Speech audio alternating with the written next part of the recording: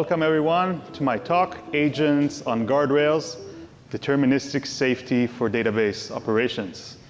We're going to do 75 slides and a song, a musical gospel song that I prepared for the occasion.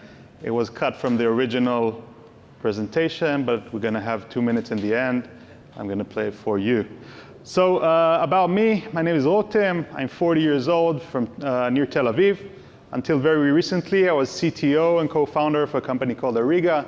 At Ariga, we built two pretty cool open source projects in the database space. One of them is called Ent. Ent is an entity framework for Go. And Atlas is a Terraform for databases, a database schema management tool. I'm going to touch on it a little bit later today.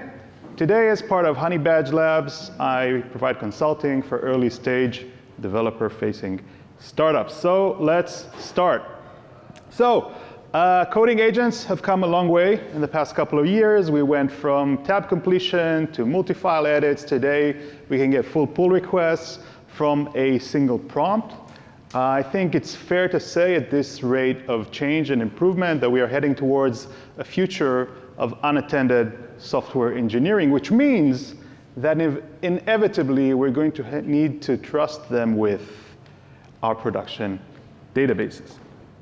As someone who's I've dedicated the past 5 years of my life to protect production databases from mistakes that can be made by developers to nuke production, I find this kind of scary. And today, I want to talk a little bit about the ways in which agents can mess up your production database and see what we can do about them. We don't want to give up all of this potential efficiency gains, so let's start. When we talk about SQL, we typically split it into two kind of distinct domains. One is DDL, data definition language.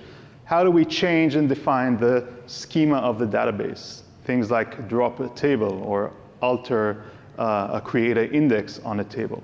And the other half is DML, select, update, delete, the reading and writing of data. So let's start by focusing on DDL. I'm going to tell you a short story.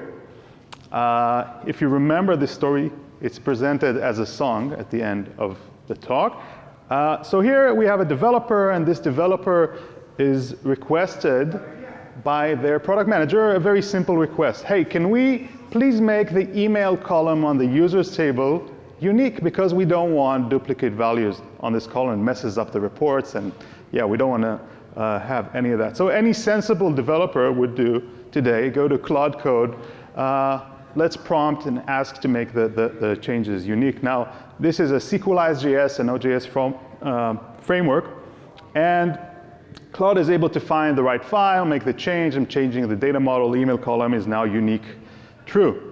Now, our developer knows that the next thing they need to do is to plan a migration. A migration is basically a script that you're going to execute a moment before you deploy the next version of the application to production to bring the database schema to the place where it needs to be. So we're not going to do this ourselves. We're going to ask Claude again to do this for us. And we ask Claude to generate the migration for us. So it knows how to do the thing. It used the SQLized CLI. It creates the boilerplate. Then it implements the placeholders. And at the end of the process, we have the migration. This is correctly implemented. Okay, this is the right way to do this in SQLized.js. So the developer creates the pull request, goes through all the standard hoops. So there's the PR, CI is green, the teams gives the thumbs up, it goes through staging. Everything is by the book. Okay? And now it's time to go live. And then, has to be an and then, something happens. We deploy, and system blows up. DB CPU goes to the roof. 100% error rate on the critical endpoints in our backend system, which is, of course, correlated with 100% unsatisfied management. Our CTO is kind of angry right now. What the heck is going on? Why did this happen? Okay, so in our application, we're using a Postgres database, pretty popular. Most of you are probably using it today in production. And in Postgres, if you ask the database to make an existing column unique, to implement that change, it needs to acquire an access exclusive lock on the users table, which means that there are no reads or writes allowed for the duration of the change. So what happens is Postgres, to maintain the integrity, if you remember from ACID, the I is the integrity, so we need to verify the rule before applying it. We stop the world, no reads and writes. We build the index from scratch. If this is a large table, this can take a while. It's a full table scan, and then we reconstruct the data structure that can maintain the uniqueness. This takes disk, it takes resources, it can be a time-consuming operation. Once everything is done, the lock is released. In the meantime, any request to our server that wants to do anything with the users table needs to wait for the lock to be released. The requests start piling up. Eventually, we are out of connections. Our connection pool is depleted.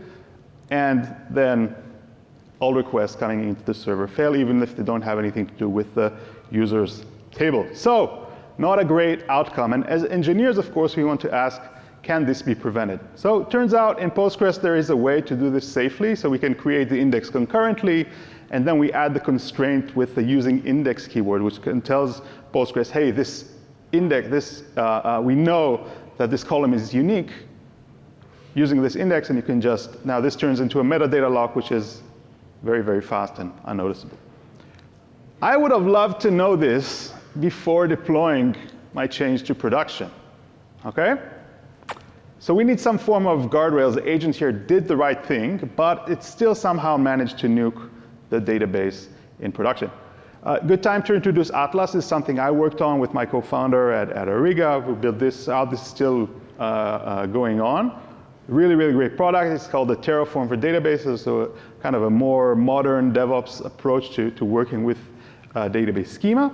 And one of the cool features that Atlas has is the migrate lint command, which is basically static code analysis for DDL statements. So it will reconstruct the current state of the database, it will understand what the changes you want to make, and it will run them through a set of analyzers, 30+ analyzers, database specific. And it will tell you stuff like, this is a destructive change, it's going to delete data, this is going to lock the table, and you can also set your own policies if you want to enforce stuff specific to your use case. In our case, if we had run the migrate lint command against our specific change, we would have gotten this: adding unique constraint on table users, acquires an access exclusive lock, blocking both reads and writes. I would have loved to know this before approving Claude's changes. This would have been great. So we are in end of 2025, so we don't just run commands in the terminal anymore. So we can wrap Atlas with a Claude / command that basically tells us this is the process from now going on, how to plan a schema change, and then we can use this in our workflow. So we do /schema, make the emails unique. Now Claude is going to do its thing. It's going to find the data model to update. It's going to plan the migration, and then it will run the migrate lint command. This is part of the prompt for this tool that we have created. And at the end of the process, we get this. Okay, so Claude basically stops and tells us, okay, this is pretty valuable. This is going to lock the table, causing us a problem. But as you know, agents are not 100% reliable at using the tools that you provide them.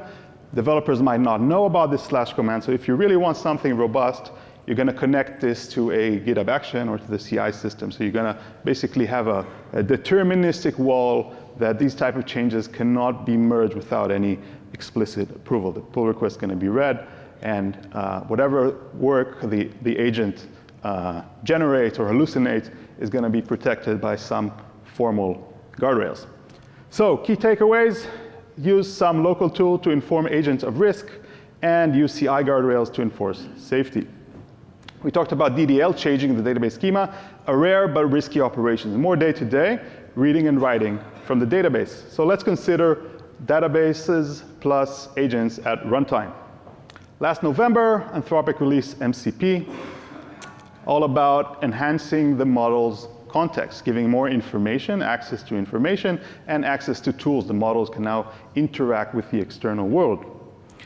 What better context to provide to the model than the database itself? The database contains the state, contains the data. Think about the possibilities, right? Everything that we can do. So this April, Google released MCP toolbox for databases, essentially the connective tissue between agents and databases. And they have built a ton of integrations. This makes it practically free to create an integration between your database and your agent that you're working on. So it's basically you brew install the thing, you add this to your MCP toolbox, to your MCP service JSON, and then you can do stuff like, okay, Claude, tell me about this database we are connected to. So it will use the list tables tool and basically do like a schema introspection to understand. So this is like a CMS blogging platform that we are connected to.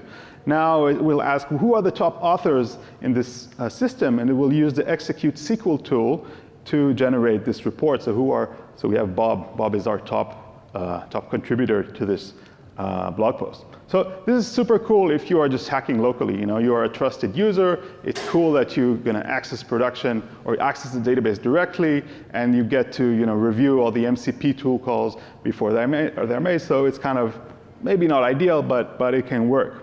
But what if we are building an agent for users, so something that users are going to be using directly, and we still want to give this connection between the agent and the database? So allowing agents to query production databases.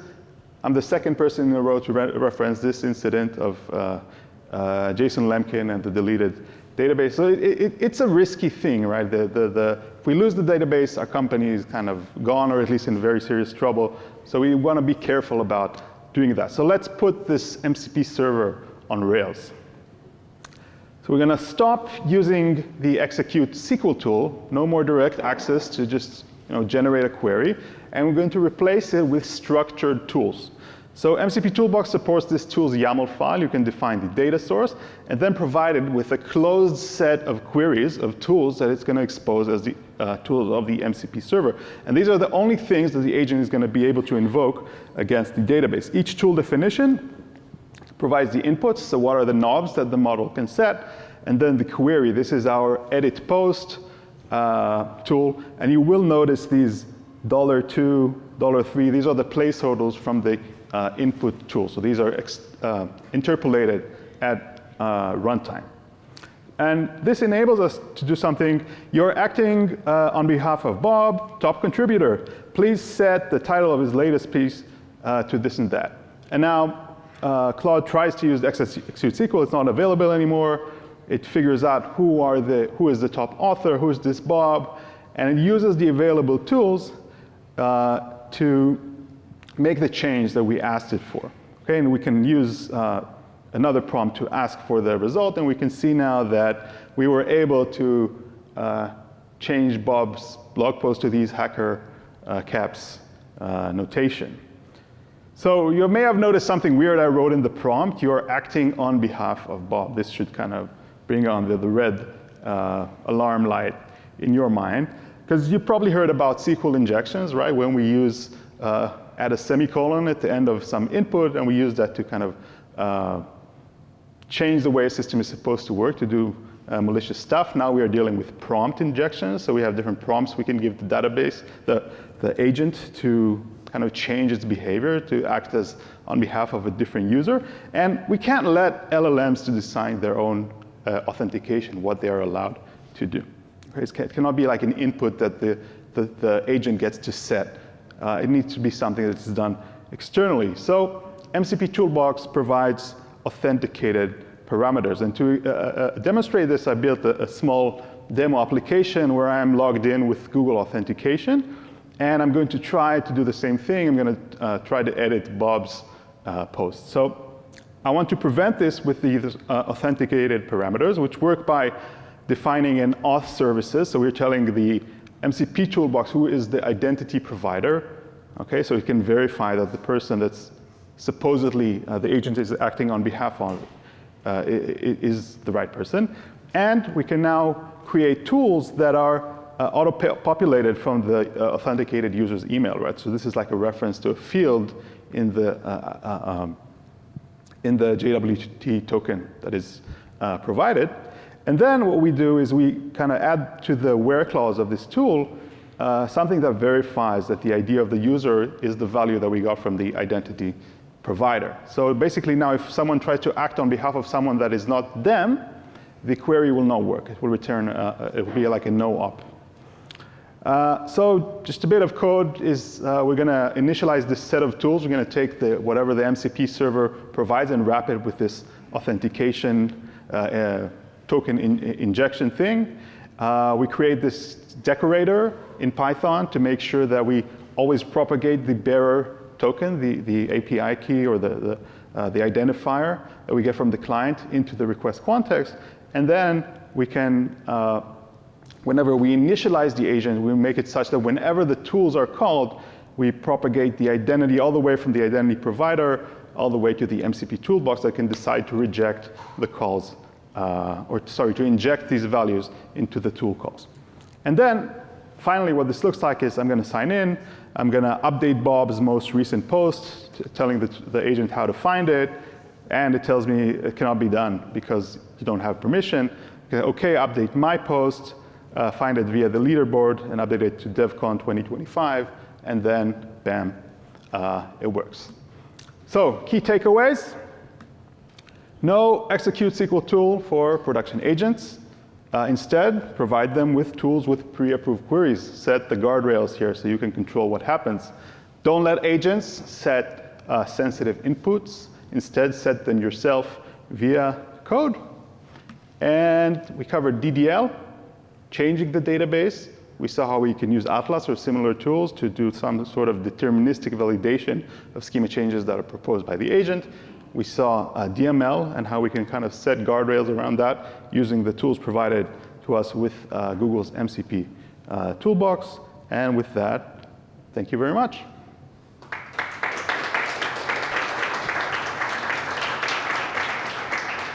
How are we on time? Oh, yes. Yeah, go time. OK, because we have a 2-minute song at the end. Yeah, go for it. So any questions? Yeah? What is your, thank you. That's all right. All right, what is your stance on doing direct SQL, but only in a read-only state? Like one of the things would be like deep analytics, like analysis type things. Do you worry about those same types of things as well? So really depends on the setting and what is the application that you're building. But for example, this thing that I showed with MCP Toolbox in Postgres can be achieved by row-level security, right? Where you kind of inject the user ID. You can use database mechanisms. I think the authenticated parameter is cool because it's supported across a very wide range of databases. But if you are like working towards a specific use case and you can use database permissions control, they use it a lot of times not granular enough. But if that works in your specific database, sure. Any other questions? OK. Yeah? I'll give you a question. It seems like you have a very small set of like allowed actions, right? You're saying, hey, these are the possible. You had 3 as an example, but it's really limiting like the expressivity of the agent is to be able to work with like whatever ecosystem you're plugging into. In this case, Postgres. Like, do you think that that's going to scale? Like you're expecting everybody to follow this example and say, hey, 3 goes to 300 allowed actions, and we're really just, or is the opposite side of that where you just maybe your question was similar, which was. Is there not just like a higher level action that we're just saying, hey, please don't delete anything? Like if it includes a delete or a drop, then this should not be permitted at all. Something that's kind of like more. So I think this is just one tool. There's many ways to set the guardrails. I think the important takeaway is to be mindful about what you let the agent do. So MCP Toolbox lets you compose like a hierarchy of tool sets that's available in MCP. So it can be actually a larger group of queries that you open up. In cases where you trust the user enough and you have a protection mechanism on the database side, such that you know that you're not leaking out data that the user is not supposed to see, then that's fine. But it's still like within the same rails of a realm of we have guardrails, we have stuff that's not just like we're prompting the agent not to do what it's allowed. We have some actual like deterministic boundaries that are going to prevent stuff from happening. So definitely, this limits the expressivity of text to SQL, which is amazing, especially on an analysis use case. But I've seen a company that they're using Turso. It's like a SQLite thing where they create like a separate database per tenant, and then they connect to the specific tenant database, and then it's a read-only use case. They spin up like a fork of the database that you can basically work against, and then the blast radius is very limited. You cannot access another user's data, and you cannot cause damage to your existing data. So but that's the same GuardRails thinking, is just different mechanisms of enforcing it.